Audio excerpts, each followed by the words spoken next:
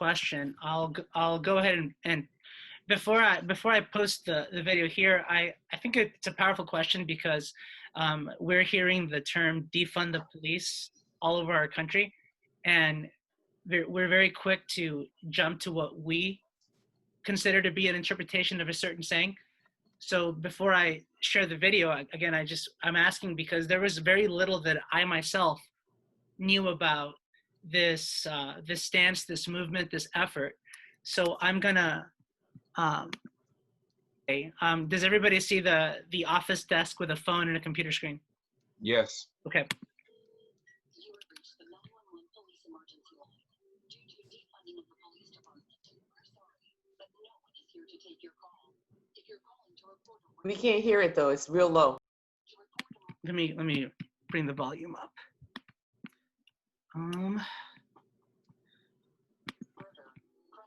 Yeah. Sorry, it's still really low. I've seen the commercial. But... Hold up. Here you go. You have reached the 911 police emergency line. Due to defunding of the police department, we're sorry, but no one is here to take your call. If you're calling to report a rape, please press 1. To report a murder, press 2. To report a home invasion, press 3. For all other crimes, leave your name and number, and someone will get back to you. Our estimated wait time is currently 5 days. Goodbye. I'm Donald J. Trump, and I approve this message. So, Molly, I'll stop sharing, and could you go ahead and ask your question? Yes. So we've all seen the commercials, and we've seen this one and many like it. But is this an accurate depiction of what Defund the Police looks like? So I'll go. So I want to be very clear about my, what we call in the research world, my bracketing.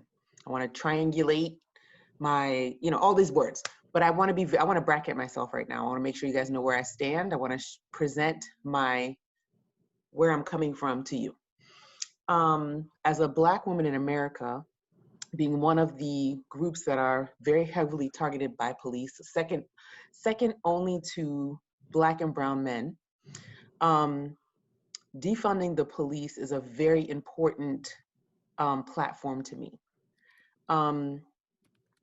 Defunding the police, according to that commercial, means that you don't have a public safety platform or a public safety initiative in a community, and that's incorrect. Defunding the police recognizes that the institution of policing and law enforcement in the country does not serve all the citizens of the country or of a state or of a county or of a municipality in the same ways. That's what the first thing defunding the police recognizes. So the second thing that when we talk about defunding the police, what that means is that it means to take funds away from the police, but it doesn't stop there. It doesn't stop with taking funds away from the police. It stops with reinvesting those funds back into a public safety model, not just a policing model, that benefits every citizen, every resident that lives in a community. That is what this is about. So these scare-tastic propaganda commercials are very interesting because let's examine that commercial, okay? Somebody calls the police. They get a recording, which is, okay. We have 911 dispatchers, so that's dumb anyway, but let's keep going. So they get a recording that says, press 1 for whatever, press 2 for this, press 3. Your wait time is 5 days. Okay. So that first part of the commercial, if we're deconstructing what the commercial is showing us, is that it's a misunderstanding of what is currently available from a 911 perspective, because that's not what happens. When you call 911 right now, you get a live operator who directs your call to the right place.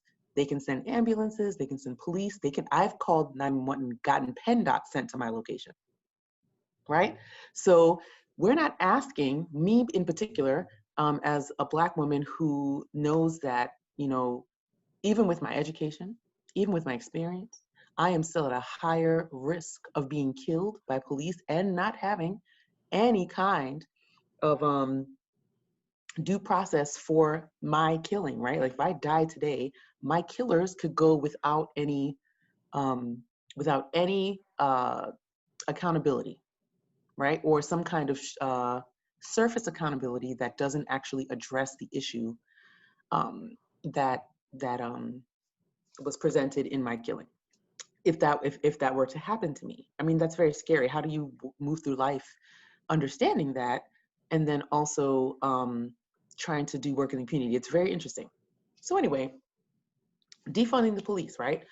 Especially when we're talking about Black and brown communities, it's a matter of life or death. But let's talk about defunding the police, not just in Black and brown communities. Let's talk about how defunding the police has already happened, right? Already happened in 36 municipalities in the state of Pennsylvania.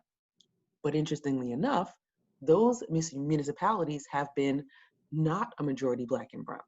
And we do not really hear a lot about, you know, why those municipalities decided to defund their own police departments and interestingly enough, rely on state police for their policing.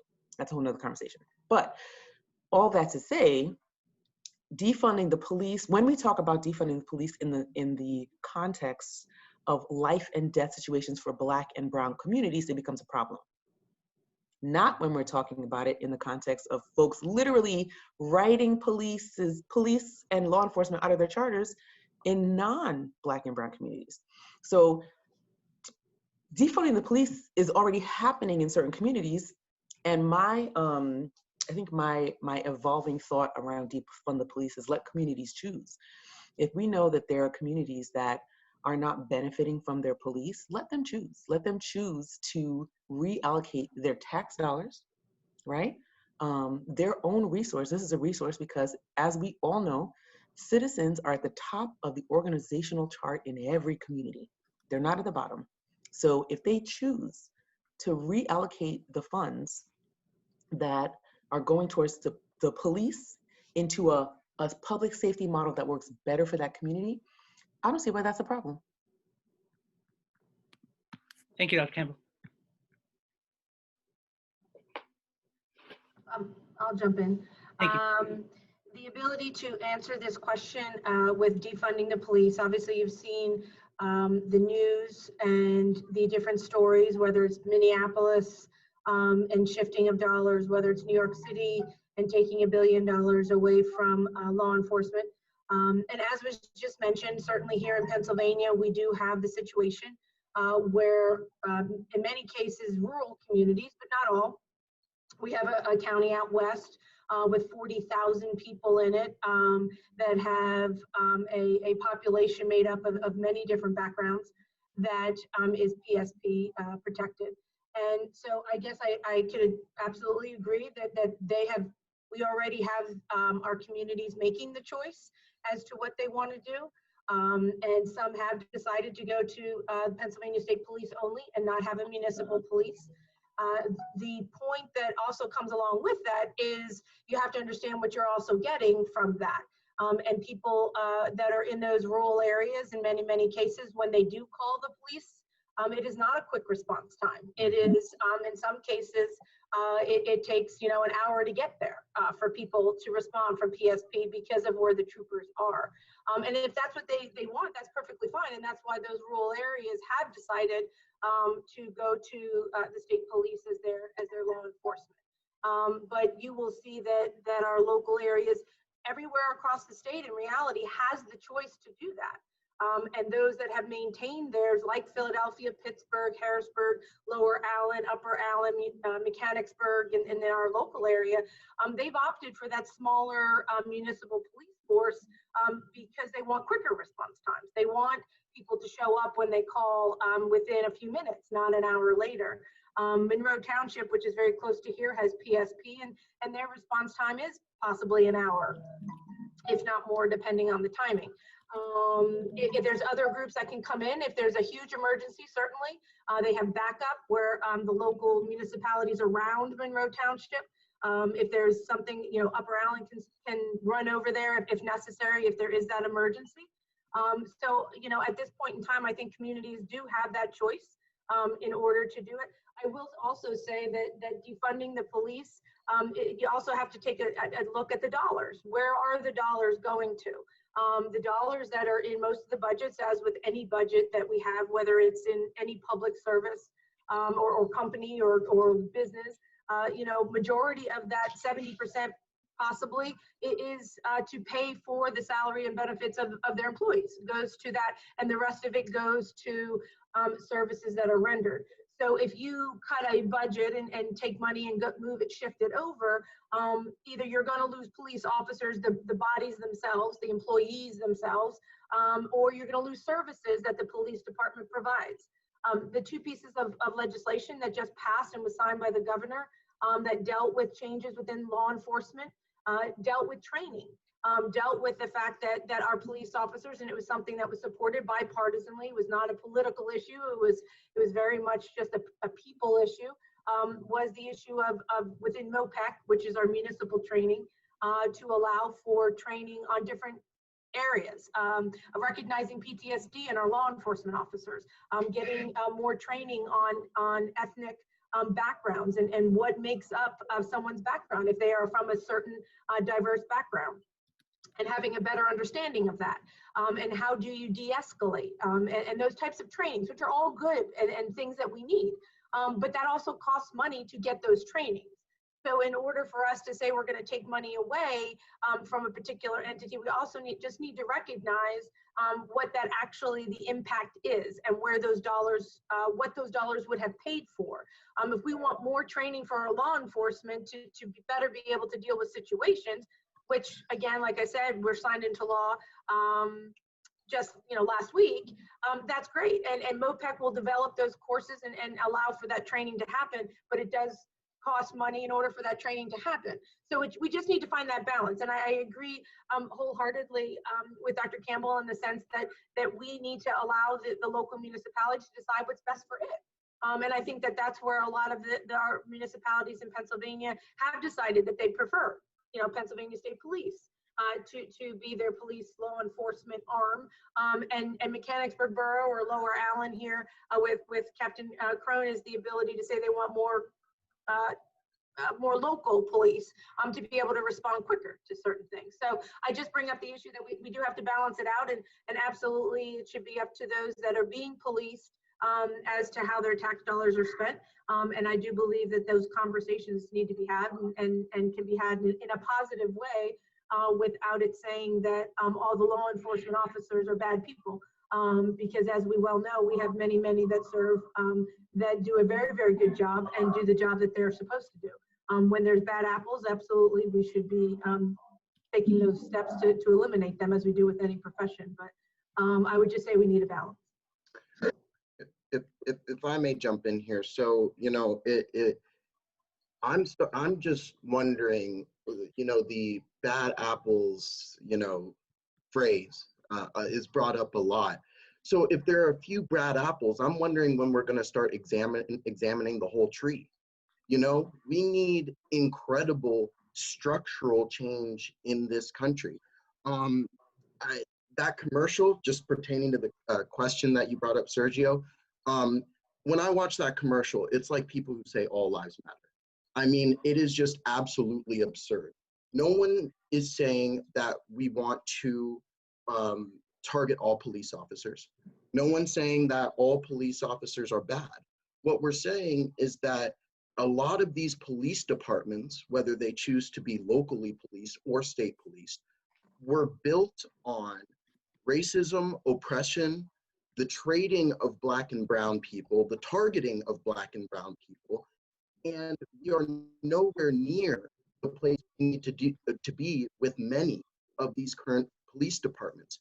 So what's interesting to me is that a lot of politicians in Pennsylvania on both sides were okay with defunding public education under the Corbett administration, but we're not okay with defunding the police department.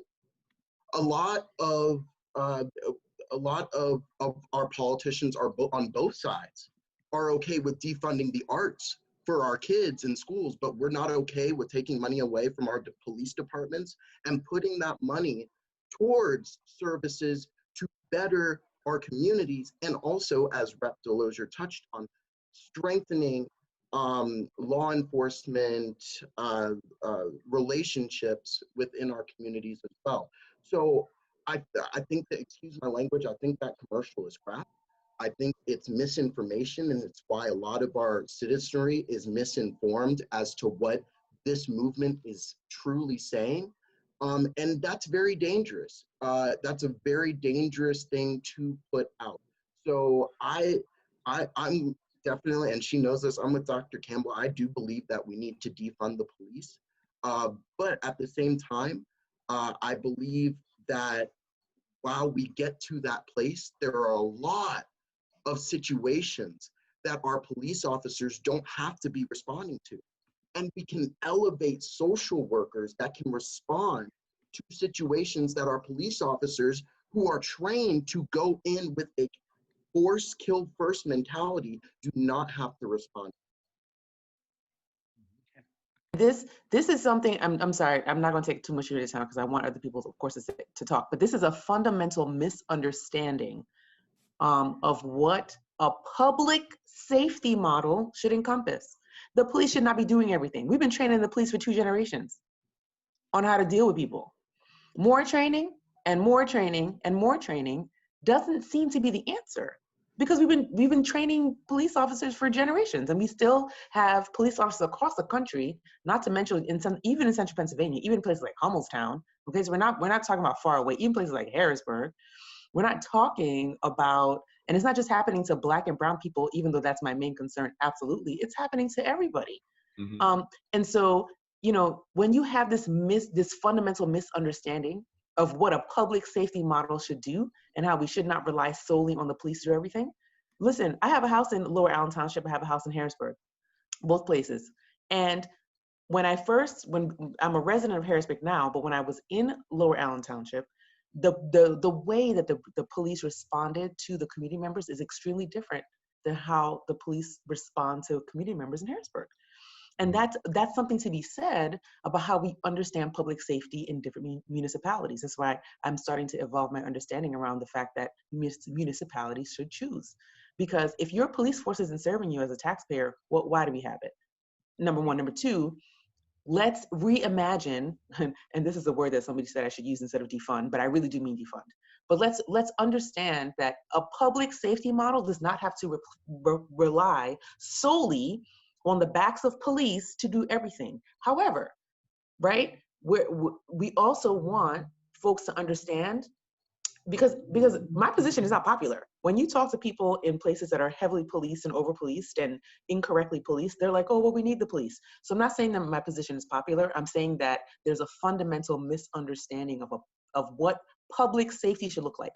Public safety should look like we are attacking the opioid crisis the way that we're attacking the opioid crisis, and not attacking the crack cocaine crisis the way we attack the crack cocaine crisis in communities all over the country, here in Pennsylvania including, right? It looks like not attacking homelessness the way we do in certain places where we are literally attacking homeless people and jailing them for no reason, right? And in other places, we are trying to find them housing and making sure that they have a roof over their head. So public safety, and that's just 2 examples. There's mental health. I mean, we could go on and on. Domestic violence, like there are so many pieces of the public safety model that we do not explicitly consider public safety that we need to absolutely consider a part of the public safety model. Public safety does not only include just and rely on just, and it shouldn't rely on just the police.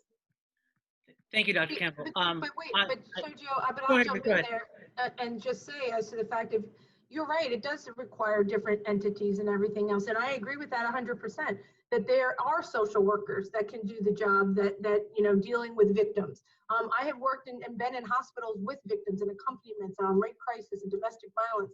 But I can guarantee you that the most dangerous response that a police officer has is going to the site of domestic violence. A social worker is not going to, they're not going in there guns blazing and shooting. That's not the purpose. The purpose of going to a domestic violence call is to de-escalate, is to separate the individuals, is to keep both parties safe. And but that is the most dangerous call for a police officer.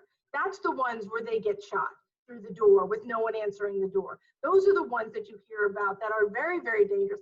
If I was a social worker, I wouldn't want to be the one responding to a domestic violence call. And I have been on the receiving end when that domestic violence victim is at the hospital, and the violence that person endured at the hands of someone that was supposed to love them. So it is a volatile situation that I honestly would fear for someone that was going in that is not trained to be able to do that and is not a police officer that could defend themselves, when in many cases police officers are the ones that get harmed in those particular situations. So I guess what I'm saying is that I agree wholeheartedly that the judicial and the criminal justice system needs to be made up of many, many different parts, and social workers are exceptional at the job that they do, and they have a very tough job to do, and maybe they could be brought into other parts of the conversation, but some of the things that you're talking about are also very, very volatile, dangerous situations. And I don't know, I mean, maybe you can speak to the social workers themselves. Many that I've spoken to don't want to be in that situation. That is not a situation that they believe they've signed on for to do. They're glad to do their job, you know, and working with the person afterwards, but that's why they have the police officers, in the sense of being able to try to separate and de-escalate the situation. So I do believe that sometimes public safety, absolutely, I think it can look different. I'm not saying it can't, it has to look exactly as it is. And I agree with you that there can be changes and things need to change in certain areas. And I think that we need to have that conversation and make sure that we do have those changes. It can't be the status quo. But I would also say that a lot of folks that we're saying can do the job, the ones that I've spoken to at least, don't want that part of the job. They don't want to do that job. And maybe that means we need new people to do it. You know, maybe we hire different types of social workers or different types of folks that are willing to go into those types of situations. Again, a fundamental misunderstanding of public safety. This is exactly what I'm saying. This is perfect example, actually.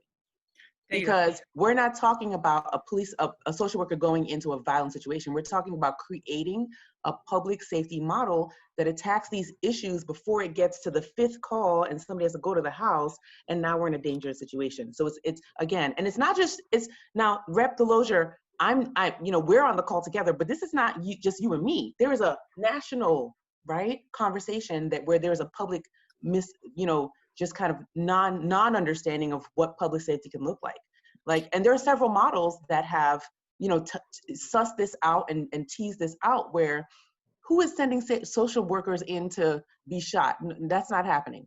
But what is happening is we are creating models where social workers are involved way earlier in these processes with domestic violence so that we can save women, right? We can save children, and we can save other men who are being subject to domestic violence. But it doesn't happen after the fifth call. What you're talking about is fifth call, sixth call, way down the line, where somebody a woman has called, or somebody has called, or a neighbor has called, and I've seen these stories over and over again. Somebody's called 3 and 4 times. Now you go, this person has been, the victim has been subjugated, they've been harmed. And we haven't done a good job as a society, as a community, as a municipality, of getting those victims out of situations earlier. And that's the kind of public safety model that we need to be exploring. Thank you. Captain Crone, go ahead, Captain Crone. I do have a few things on this. Let's focus on common ground for a second. I agree, local control, absolutely. Communities should choose what they want in as far as their public safety and law enforcement. I will say police have become the default problem solvers. And part of what you're saying here is there should be these social avenues to get in before we have to deal with the problem. But time and again, we've gotten to the point where we do have to deal with the problem. We're there, we have training, but we're not mental health workers. We're not those professionals, but we have to do the best we can with what we have. Real world example, we've got a mentally ill person that mental health professionals have come with us to the call, and in 5 minutes they've exhausted their entire arsenal of what to do in that situation, and 2 hours later it's the police department, the officers, that take the time and show the compassion and the caring that talk that person out of committing suicide or talk that person into walking out of the house peacefully and going to get the help that they need. We bear that burden, and proudly so, because we do want to help. I have no problem at all with professionals stepping in before we have to get involved in doing that. But when it comes down to the point where we do have to get involved, we have to do what we have to do. Let's go back to the beginning of this, talk about the commercial. Hyperbole is used across the board in political campaigns, and I realize we have some politicians in here. It is what it is. But extremists on each side of the issue, I mean, to some people, defund the police literally means disband police entirely. On the other side, you have people that fear that sensible defunding of the police is disbanding of the police. And there's common middle ground, and I think we've covered a lot of that. I can speak for Lower Allen Township, and that's really what I'm here for, as a police administrator in Lower Allen Township, as Dr. Campbell said, bracketing myself for a second here. So in Lower Allen Township, the things that we're asking for in police reform, better training, better selection, better supervision, higher accountability, the accreditation, the certifications, things like that, they all obviously cost money. They take time and effort. If Lower Allen Township were to be defunded, those things would start whittling away. Retention of officers would go down. Supervisors now have to handle calls. They can't do the accountability things. So locally, those types of things happen. Now, do we get to a point where we're having a telephone that says press 1 for murder? No, that's not the case. But we've been short-staffed at times where the burglary response is 3-4 hours till we can get there to do the thing that we need to do and investigate. So the tiniest grain of truth, very tiny grain of truth, is in that hyperbole. And I grew up in the country under state police with the 2-hour response times. I have family that live in the city, and they've had the initial response to the burglary is within a couple hours, and then the follow-up crime scene processing is literally 3 days later, and I'm not making this up. The victim shouldn't have to wait for that. And that's really, I'm kind of proud of how we operate in Lower Allen Township, where we can address these things, and we have the funding to do it. But by all means, get the funding to also, it's not an either-or proposition, also fund the social services and the access to the social services, so that we don't have to be the ones solving the problem when it gets to the point where the problem is virtually unsolvable. Thank you, Captain Crone. Could I make just a quick comment? Go ahead, Captain Crone, first of all, I'm really glad you said that, because people a lot of the time misconceive that we're out marching, we're out peacefully protesting to just hammer on individual police officers and all police officers. A lot of what we're protesting for and the reforms we're protesting for are to help you as police officers too. Because no one is arguing that you don't have a lot on your plate, and no one is also arguing that police officers don't respond to deadly situations. But the reforms that we're screaming for and marching for, they help you too. And that's why I'm really encouraged that us leaders in the community can work hand in hand with you for what we just said, the social programs that you just touched upon. Thank you, Mr. Goodman. As moderator with this, I knew that this question was going to take the majority of the conversation, and I can speak to the staff at Cedar Cliff, and in particular the administration team, how these are very difficult conversations, and I could have easily jumped in and moved on, but I'm glad that this topic finished with empathy. I'm glad that this question finished with all of us at least attempting to find a middle ground, because again, our focus today is partnerships moving forward. I appreciate the ferocity and the passion that we bring to this conversation, and I appreciate everybody's vulnerability to express their truth and their perception on all of this. We'll try to get to these next couple of questions. I want to respect the 90-minute timeline. I appreciate everybody's vulnerability and to just speak to that question, because there was a lot I didn't know. I want to appreciate everybody's ability to just listen. And I think that that's one of the biggest things that that we can learn from all of this is just to listen. And as I sit here and watch body posture, I'm just very impressed to see people just listen, to see people genuinely just open their ears and set their egos aside and just listen. So I really appreciate that.